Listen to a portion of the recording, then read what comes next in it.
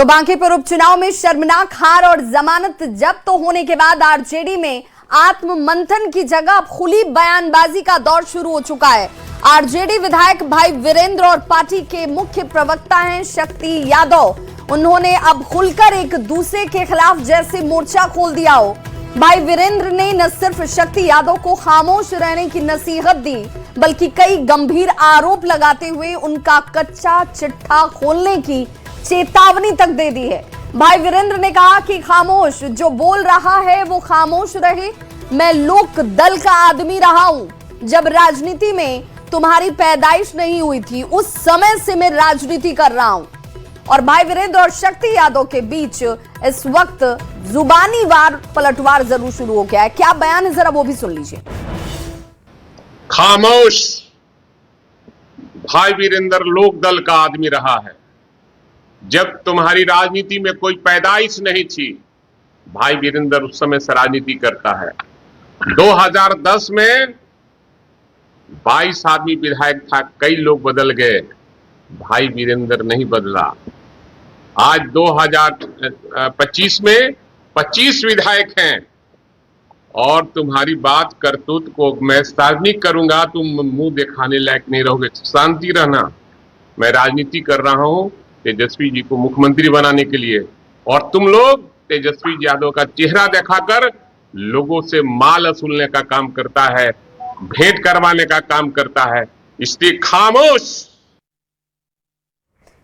तो भाई वीरेंद्र को आप सुन रहे थे, उन्होंने शक्ति यादव पर ये आरोप भी लगा दिया कि ये लोग कहीं ना कहीं पार्टी के नाम पर, बड़े चेहरे के नाम पर, तेजस्वी यादव के नाम पर अपनी सियासी रोटी सेक रहे हैं और इसीलिए इन लोगों को चुप रहना चाहिए, खामोश रहना चाहिए, नहीं तो काला चिट्ठा जो है वो भाई वीरेंद्र खोल देंगे। बांकीपुर हार के बाद आरजेडी के अंदर ये घमासान और ज्यादा खुलकर सामने आता हुआ, हालांकि ये पहला मौका नहीं है, इससे पहले भी विधानसभा चुनाव के दौरान भी देखिए इस तरीके से खुद ही पार्टी के अंदर जब संख्या सीटों की कम हुई तो आरोप प्रत्यारोप का दौर चलने लगा, एक दूसरे के खिलाफ तेज बयानबाजी शुरू हो गई। लेकिन अब यहाँ पर भाई वीरेंद्र हैं, उन्होंने कहा कि मैं लोक दल के वक्त से पार्टी के साथ जुड़ा रहा हूं, जब पार्टी को हमारी जरूरत थी उस वक्त से लेकर आज तक हमारा मकसद सीधे साफ है कि तेजस्वी यादव को मुख्यमंत्री बनाया जाए।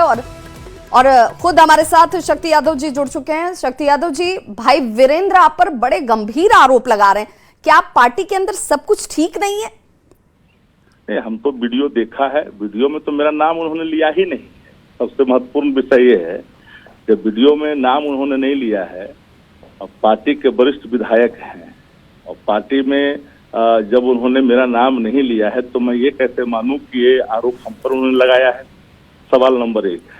सवाल नंबर 2, कोई भी बातें होती है तो इस परिस्थिति में तो नेतृत्व इन सारे पहलुओं को देखती है, और हमने चूंकि आपने नाम लिया है आपने उनका, हमने उनके मुख से हम अपने संदर्भ में कोई बयान हम सुना ही नहीं कि मेरा उन्होंने नाम लिया। ठीक शक्ति यादव जी, लेकिन वो ये कह रहे हैं कि जो लोग पार्टी के लिए बोलने का काम कर रहे हैं, जो लोग चेहरा बने हुए हैं, उन लोगों को खामोश रहना चाहिए। तेजस्वी यादव के नाम पर पैसे लिए जाते हैं, अपनी सियासत चमकाई जाती है, तो ये कौन लोग हैं?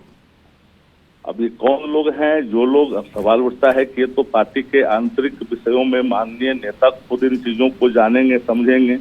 और कोई भी बात पार्टी के अंदर की बात, अगर कोई इस तरह की बात संज्ञान में किसी को भी आया हो तो ये तो नेतृत्व के समक्ष अपनी बात को रखनी चाहिए साक्ष्यों के साथ, उसमें कहा कोई बात है।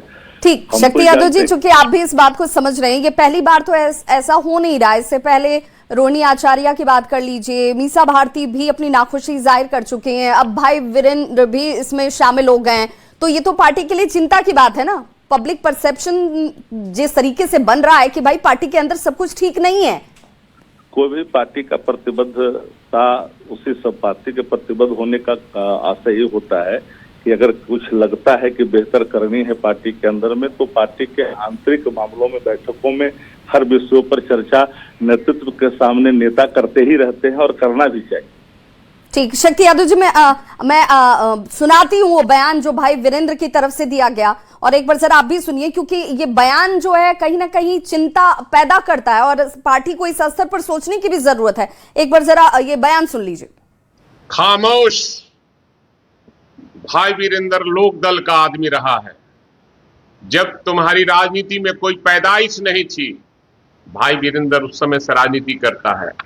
2010 में 22 आदमी विधायक था, कई लोग बदल गए, भाई वीरेंद्र नहीं बदला। आज 2025 में 25 विधायक हैं, और तुम्हारी बात करतूत को मैं सार्वजनिक करूंगा, तुम मुंह दिखाने लायक नहीं रहोगे। शांति रहना। मैं राजनीति कर रहा हूं तेजस्वी जी को मुख्यमंत्री बनाने के लिए, और तुम लोग तेजस्वी यादव का चेहरा दिखाकर लोगों से माल वसूलने का काम करता है, भेंट करवाने का काम करता है, इसलिए खामोश। तो आपने भी सुना होगा शक्ति जी कि भाई वीरेंद्र क्या कह रहे हैं। पैसे वसूले जा रहे हैं तेजस्वी यादव के नाम पर, पार्टी के नाम पर, तो फिर जनता को कैसे आप जीतेंगे, जनता का भरोसा कैसे जीतेंगे? नहीं, सवाल ये है, मैं इस विषय पर विशेष कोई टिप्पणी नहीं करूंगा, पर सवाल ये उठता है कि पार्टी तो सत्ता में है नहीं, सवाल नंबर 1। पार्टी विपक्ष में है और विपक्ष की भूमिका में अपने कर्तव्यों का निर्वहन करता है। नेता प्रतिपक्ष की भूमिका सदैव जो जनहित में जन उद्देश्यों को लेकर के रहता है, चाहे कई घटनाएं बिहार के अंदर में घटित होते हैं, उस पर भी नेता प्रतिपक्ष का सामयिक रहता है, उनका वक्तव्य रहता है और हित में रहता है, बिहार हित में। डेवलपमेंट की बात वो करते हैं कि बिहार विकसित बिहार कैसे बने। तो फालतू की राजनीति से बचने के लिए लगातार संदेश तो नेता प्रतिपक्ष देते ही रहते हैं। बांकीपुर के हार पर मंथन हो रहा है शक्ति जी, क्योंकि भाई आप विपक्ष की भूमिका में भी हो, लेकिन अगर प्रशांत किशोर पहली बार चुनावी मैदान में उतरकर जीत जाएं, और आप तो यहाँ पर स्थापित पार्टी हैं, आपके इतने विधायक हैं, और तब आपके अगर कैंडिडेट जमानत भी जब्त उनकी हो जाती है, वो बचा नहीं पाती हैं, तो ये चिंता की बात है।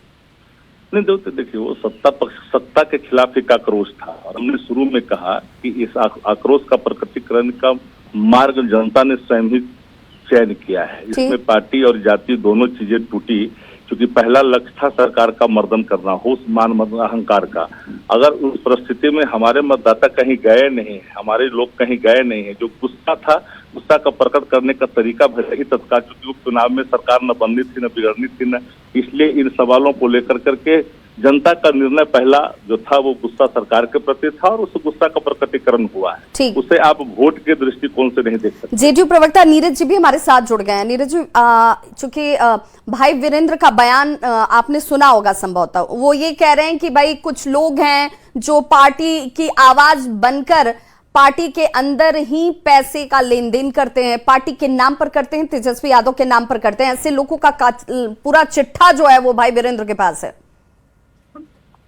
देखिए, यह इनका आंतरिक मामला है, लेकिन पार्टी के प्रवक्ता का मंतव्य आ जाए उसके बाद उससे इतर ये सांगठनिक प्रक्रिया जो होती है पार्टी का, भाई पार्टी के प्रदेश अध्यक्ष हैं, उसके विधायक दल के नेता है, राष्ट्रीय अध्यक्ष हैं, उसके बाद तो पार्टी के जो प्रवक्ता होते हैं उनकी महत्वपूर्ण जिम्मेदारी, पार्टी के फेस है वो। अब इस संबंध में उनका आंतरिक मामला, उन्होंने क्या बोला नहीं बोला, ये उनका मसला है। आपको लग रहा है कि आरजेडी के अंदर सब कुछ ठीक ठाक नहीं है और इसीलिए ये आरोप प्रत्यारोप आपस में ही चल रहे हैं? बिल्कुल बिल्कुल सही। आप भाई नेतृत्व जब लापता रहेगा तो ये सब तो परेशानी होगी ना। यूरोप चले गए थे तो स्वाभाविक है दल के अंदर में परेशानी तो बढ़ेगी। शक्ति जी भी हमारे साथ हैं। शक्ति जी, एक विपक्ष, मजबूत विपक्ष की भी भूमिका उतनी ही होती है जितना कि सत्ता पक्ष की होती है। उस भूमिका के निर्वहन में आप लोग कहीं ना कहीं फेल हो रहे हैं। नहीं, ये बात तो सत्य है कि विपक्ष की भूमिका सकारात्मक और सत्ता पक्ष के साथ भी होता है, और ये भूमिकाएं लगातार वो अदा कर रहे हैं। ये बात अलग है जिन बातों की ओर आप इशारा कर रहे हैं। हमने कई बार कहा, पार्टी का जो कोई भी जो पक्ष रखता है वो पार्टी के सांगठनिक और जो बिहार की हालात है उसके आधार पर वो अपनी बातों को रखता है। अब सवाल उठता है कि स्वयं का कोई व्यक्तिगत को टिप्पणियां जब आई है तो हम तो एक बार में कहें कि प्रतिबद्धता इस बात का प्रतीत होता है कि आंतरिक मामलों में, आंतरिक बैठकों में बहुत सारी बातें रखी जाती है। ठीक, प्लेटफॉर्म बदल करके बात कोई भी रखता है तो खैर उनकी अपनी अभिव्यक्ति है, अभिव्यक्ति पर हम कोई पहरा किसी की नहीं लगा जा सकती है। लेकिन आपने जब पूछा तो हमने कहा मेरा नाम उन्होंने लिया नहीं है। जब मेरा नाम उन्होंने लिया नहीं है तो मैं उस पर क्या प्रतिक्रिया दूं? लेकिन अगर ऐसी कोई बात है तो पार्टी के अंदर चर्चा इस पर होनी चाहिए थी। हमारे समझ से पार्टी के अंदर में नेता प्रतिपक्ष एक ऐसे नेता हैं कि जिनके पास सहजता, आसानी से मिलने में किसी को परेशानी नहीं। हर लोग अपनी बात मजबूती से रखते हैं। चलिए, तो संभवतः भाई वीरेंद्र को भी अपनी बात वहां उस प्लेटफॉर्म पर रखनी चाहिए। बहुत बहुत शुक्रिया हमारे साथ जुड़ने के लिए शक्ति यादव जी आपका भी और नीरज जी आपका भी।